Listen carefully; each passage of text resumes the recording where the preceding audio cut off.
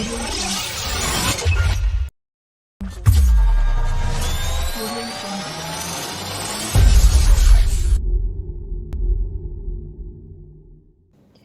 morning, everyone. Welcome to another interview video brought to you by Quadrant Knowledge Solutions. Today, we are going to discuss a very important topic, and we have with us Sujan, who heads the procurement domain at QCares. So, the topic that we are going to be discussing today is the movement of procurement from tactical to strategic imperative. Throughout our discussion, we aim to unravel the significance of both shedding light on their respective advantages and drawbacks. So, to begin with, Sujan, could you tell us more about tactical and strategic imperatives meaning in procurement? Okay, first of all, thank you, Sharanya, for bringing me to this call. And to start with your question, basically, tactical procurement is when you want to, realize short-term goals, when you want to realize some measurable way to see what the end result would look like, you would go for tactical procurement. So basically, with regard to purchasing resources or services that you want immediately, wherein a lot of planning is not required, you would go for tactical procurement. So when you want a strategic procurement, it's mostly with regard to building relationships. It's more on collaboration. It's more on dealing with partners. So when you want that to take place, when you have more focus on quality, that's when you look for strategic procurement. So with respect to strategic procurement, there are three major things that you should look at. First thing is collaboration with suppliers, very important in procurement. Second part is identifying the risks, trying to cover as much risk as possible, trying to understand what could be the bottlenecks and reducing the lead times. So that is basically tactical and strategic. So, Sujan, like you mentioned, that there are two approaches in procurement, tactical and strategic. So, I think most buyers probably prefer strategic over tactical. So, do you agree on the same?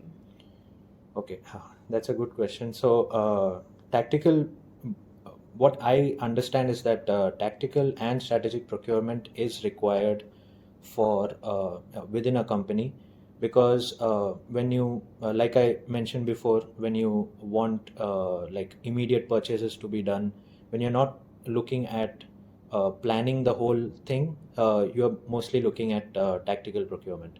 So strategic procurement should be focused when you want strategies that are directly or plans that are directly vetted by the stakeholders first of all, and after that, like make sure that your business goals are aligned with your domain goals, that is procurement goals. Another thing is to make sure that the suppliers that you already have, whom you trust, you develop much more closer relationship, collaborate them with them further, focus more on supplier engagement. So when all these things are considered, then you want to go with strategic procurement. So tactical and strategic both are required in an organization, the degrees of which would vary. So, Sujan, are you suggesting that a hybrid strategy for organization would be the best suitable approach? Is it that? Okay, so what people, there are some vendors who call it like a hybrid procurement. So they have parts of both tactical as well as strategic procurement in their software. So the thing is, mostly an organization goes through an evolution stage based on the maturity of their purchasing. So initially, when the size of the organization is small, you would mostly go for focusing more on operations and process automation. Process optimization. That would be your focus initially.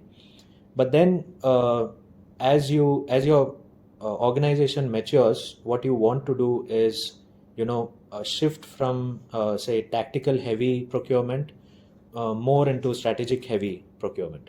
So the thing is, there would be tactical focus when you there is some shortage or there's some sudden spike in resource requirement.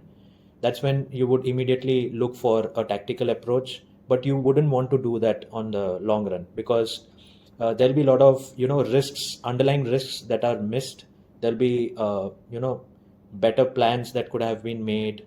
Those things you look at probably after the sourcing or the purchasing process is done.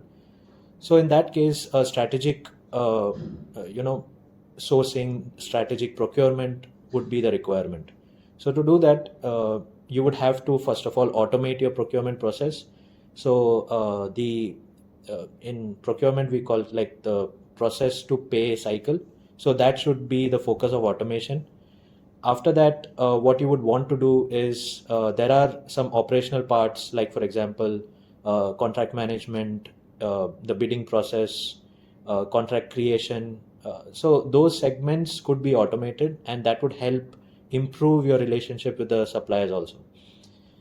This would also make sure that all the best practices that most very large companies and vetted practices are imbibed in your organization, and also it makes sure that innovation and quality are the forefront of your procurement process. So which is why technology is very important when your focus is to strategic procurement. Like I repeatedly said, that automation is a very important focus. There are other focuses also, like ESG, which is very important right now. So environment, social and governance is something that compliance, there are strict compliant norms and all pushed for these segments.